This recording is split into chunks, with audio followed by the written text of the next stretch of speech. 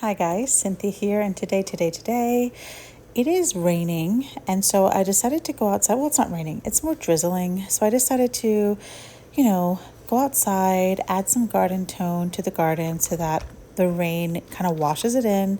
And I also decided to do a little bit of a harvest. Um, I'm doing a voiceover because one, it was kind of drizzling, and I didn't want my mic to get ruined. Oh, my cat. So I just wanted to be outside, I kind of rushed it because I knew we were about to get a huge downpour.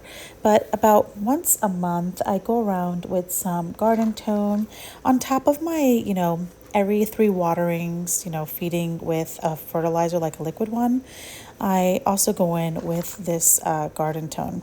I'm putting it at all of the bases of my peppers. My peppers, they're not doing as well as last year, so I'm a little bit upset. I found a few grasshoppers, and I'm not sure if that was it, but something was really munching on my leaves, and I think they were also eating the flowers as they were, emerging, or the fruit. I'm not exactly sure, but I've started heavy fertilization instead of every, 3 to 4 waters. I am fertilizing with an organic, like a fish emulsion fertilizer every other watering. And I'm also, decided to throw some garden tone.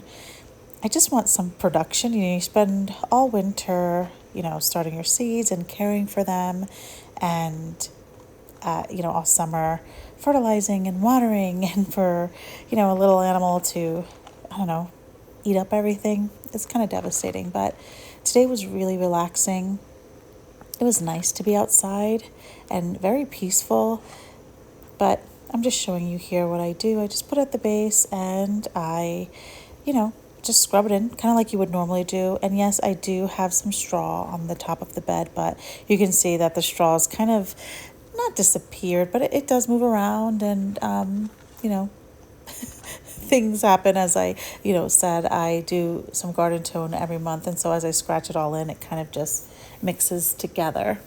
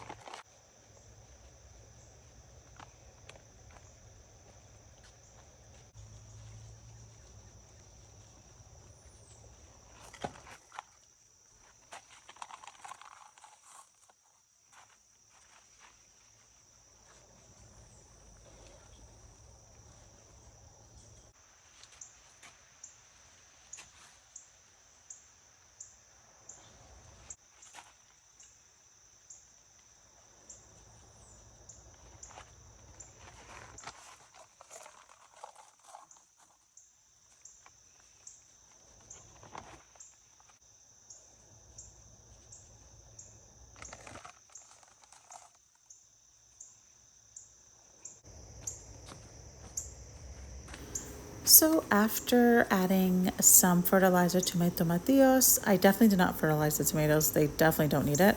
They're actually still blooming and doing really, really well. I decided to do some harvesting.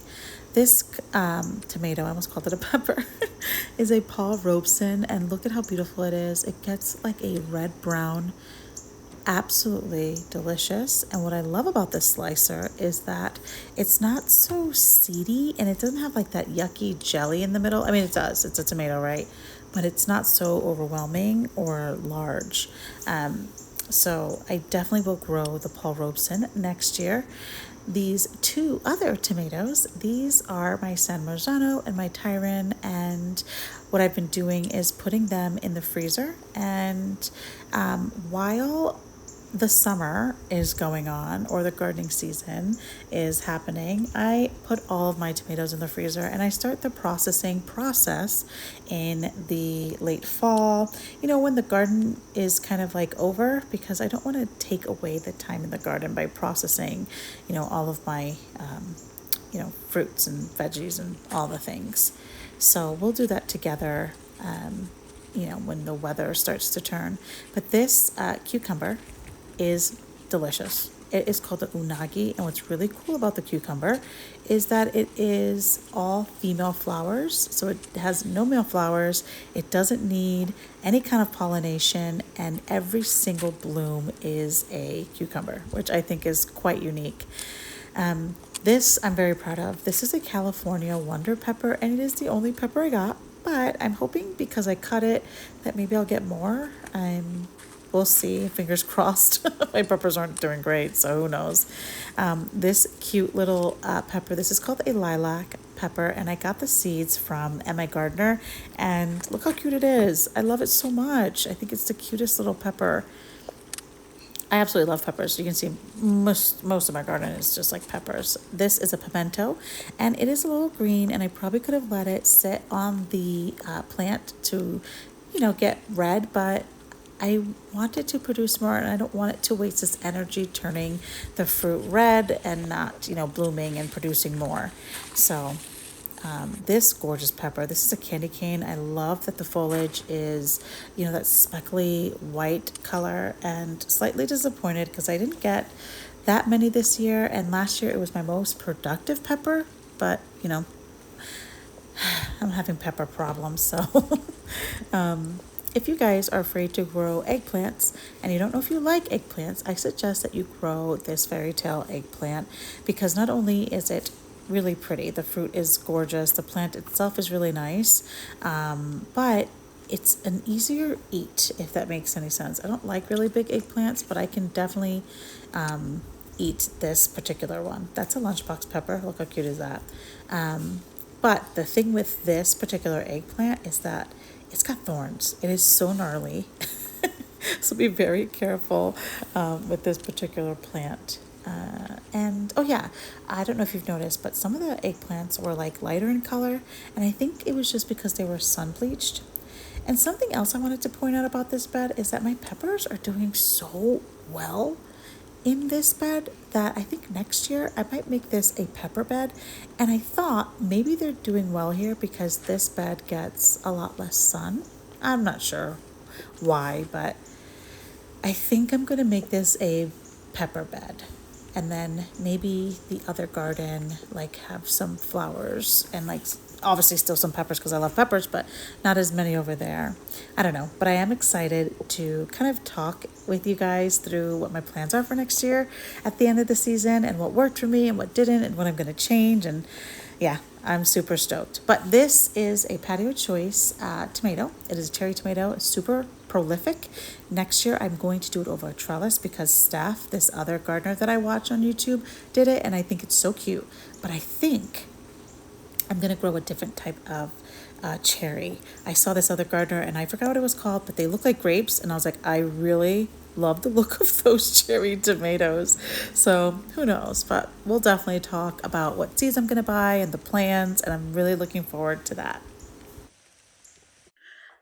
Look at my harvest, guys. We have so many amazing things. I can't wait to clean everything up. Here we have a lilac pepper. This is a pimento, which is so, so beautiful. We have a few Jimmy Nardellos that you can see here. Oh, look at this California Wonder. So pretty. So some of it is still green, and I could have just left a lot of the peppers on the plant until they, got red, but I just want them to produce more. So that's why I'm fertilizing a little bit more. I also, I think if they don't have to focus on turning red, that they'll maybe start pushing some more out. Here we have some Paul Robeson tomatoes. We got a lot of those. Oh, and I forgot this lunchbox pepper. So cute.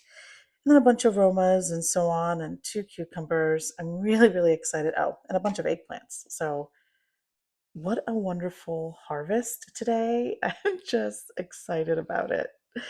Oh my goodness. All right, guys. So I am going to leave it there.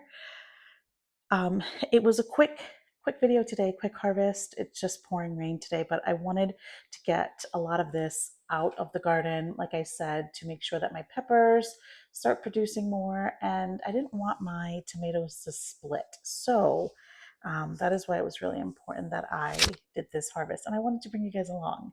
So anyway, guys, thank you so much for watching. And remember, if you didn't get it done today, there is always tomorrow.